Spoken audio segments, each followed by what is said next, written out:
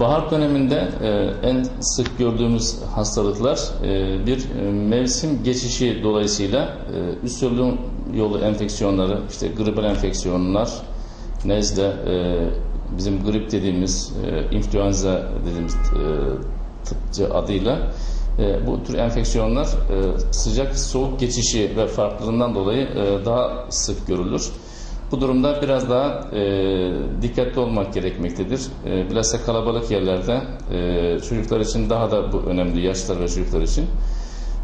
Kreşlerde, okullarda, işte alışveriş merkezlerinde, kalabalık ortamda biraz daha dikkatli olmak gerekiyor.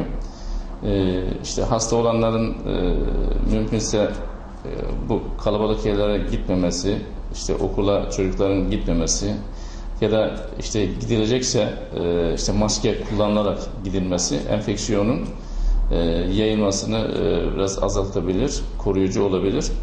Eğer olursa da bol sıvı gıda, vitamin takviyesi, istirahatle kısa sürede atlatılabilir.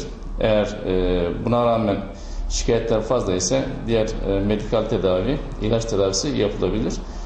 İkinci olarak bu bahar döneminde gördüğümüz hastalıkların en önemlilerinden ikincisi de alerjik hastalıklar. Bu dönemde ağaçlar yeni yeşillendiği için polenler ortaya çıktığından dolayı bu yeşilliğe ve polenlere karşı oluşan alerji pik yapmaktadır. Bu durumda da hangi polenlere karşı ya da bitkilere karşı alerji var diye bunları da değişik testlerle ortaya çıkarmak mümkün. Bunları ortaya çıkardıktan sonra kişi kendisine biraz daha dikkat ederek gerekiyorsa hani ilaç kullanarak ya da kaynaklar tespit edildiyse onlardan biraz kendini izole ederek, koruyarak bunu atlatmış olabiliriz. Eğer belli sayıda olan polenlere karşı ya da yeşilliklere karşı alerji varsa, onlar da tespit edilirse onların kalıcı tedavisi için aşı tedavisi yapılabilir. 3 ila 5 sene içinde aşı tedavisiyle önlenir.